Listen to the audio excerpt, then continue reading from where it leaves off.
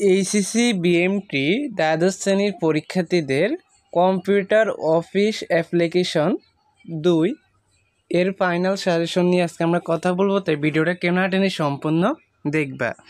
আমরা প্রথমে দেখব সংক্ষিপ্ত প্রশ্ন কোনগুলা পড়তে হবে। তো প্রথম অধ্যায়ের জন্য পড়তে হবে 1 স্প্রেডশিট কি, 2 ওয়ার্কশিট কি, 3 চার্ট কি, 4 কয়েকটি স্প্রেডশিট প্রোগ্রামের নাম লিখো, 5 পরিসংখ্যান ফাংশন কাকে বলে, 6 কলাম ও রো কি, 7 ফাংশন ও ফর্মুলা কি, 8 টাইম ভ্যালু ফাংশনের ব্যবহার লেখো, 9 এক্সেল কি, 10 ওয়ার্ক বুক কাকে বলে। তো প্রথম অধ্যায় থেকে 10টা সংক্ষিপ্ত প্রশ্ন পদ থেকে ভালো করে পড়ে নিবা।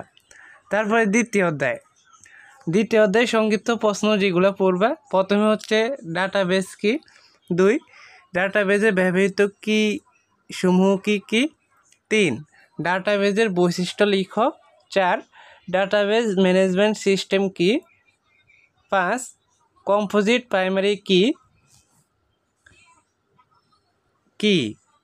কম্পোজিট প্রাইমারি কি। তারপর হচ্ছে 6 নাম্বার এনটিটি বলতে কি বুঝো, 7 ডিডিএল ও ডিএমএল এর মধ্যে পার্থক্য লিখো, 8 ডিএমএল কি। তারপরে 9 ফরেন কি। 10 নাম্বার ডাটা টাইপসমূহ কি। তো দ্বিতীয় অধ্যায় থেকে 10টা ভালো করে পড়ে নিবা।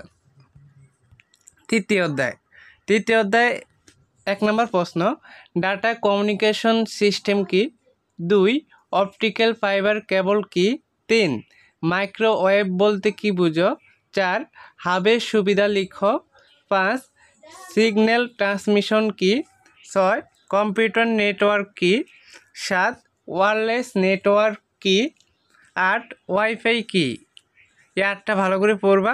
চতুর্থ অধ্যায় থেকে পড়বা 1 পাইথন কেন জনপ্রিয়, 2 পাইথন কি, 3 অ্যালগরিদম ও ফ্লোচার্ট কি, 4 পাইথন ডাটা টাইপ কি, 5 অপারেটর ও অপারেন্ট বলতে কি বোঝায়, 6 কয়েকটি প্রোগ্রামিং ল্যাঙ্গুয়েজের নাম লেখো, 7 পাইথনের উল্লেখযোগ্য ব্যবহারিক ক্ষেত্রসমূহ উল্লেখ করো, 8 ভেরিয়েবল কি, 9 আইডেন্টিফায়ার কি, 10 অ্যাসাইনমেন্ট অপারেটর কাকে বলে।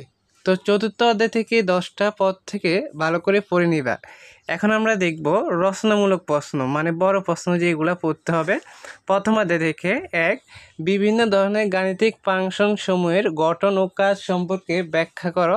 এটা খুবই ইম্পর্টেন্ট, ভালো করে এটা পদ থেকে পড়বা, এটা আসবেই পরীক্ষায়।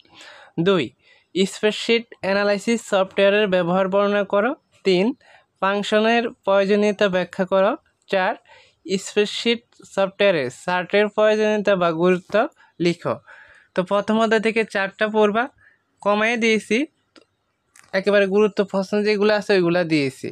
দ্বিতীয় অধ্যায় 1 নম্বর ডাটাবেজ ম্যানেজমেন্ট সিস্টেমের কাজগুলো লেখো, 2 ডিবিএমএস এর উপাদানগুলো কি বর্ণনা করো, 3 চিত্র সহ বিভিন্ন ধরনের ডাটাবেজ রিলেশনশিপ আলোচনা করো, এটা ভালো করে পড়বা। 4 এমএস অ্যাক্সেস কুয়েরি এবং এসকিউএল কুয়েরির মধ্যে পার্থক্য লিখো, এটা ভালো করে পড়বা। তৃতীয় অধ্যায়ের 1 নম্বর প্রশ্ন কম্পিউটার নেটওয়ার্ক ব্যবহৃত নেটওয়ার্ক কম্পোনেন্ট ও ডিভাইস সমূহ সম্পর্কে আলোচনা করো, 2 বিভিন্ন প্রকার ওয়্যারলেস কমিউনিকেশন পদ্ধতি সম্পর্কে আলোচনা করো, এটা ভালো করে পড়বা। 3 নম্বর ডাটা কমিউনিকেশন সিস্টেম কি, বিভিন্ন প্রকার ডাটা ট্রান্সমিশন সিস্টেম সম্পর্কে আলোচনা করো। তারপর 4 নম্বর অপটিক্যাল ফাইবার কেবলের সুবিধা অসুবিধা লেখো, এটা ভালো করে পড়বা।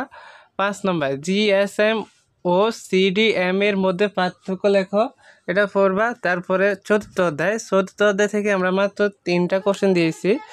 এখানে তোমরা 1 নম্বরে পড়বা যে পাইথনে ব্যবহৃত কিওয়ার্ড বলতে কি বুঝো, এ তালিকা দাও। 2 পাইথনে ভেরিয়েবল নামকরণের নিয়মাবলী লিখো, উল্লেখ করো। 3 প্রোগ্রামিং ল্যাঙ্গুয়েজের প্রকারভেদ বর্ণনা করো। এটা ছিল কম্পিউটার অ্যাপ্লিকেশন 2 এর সাজেশন। তো আমরা এক এক করে তোমাদের প্রত্যেক বিষয়ের সাজেশন দিয়ে দিব, তাই সবাই চ্যানেলটি সাবস্ক্রাইব করে রাখো। ধন্যবাদ সবাইকে।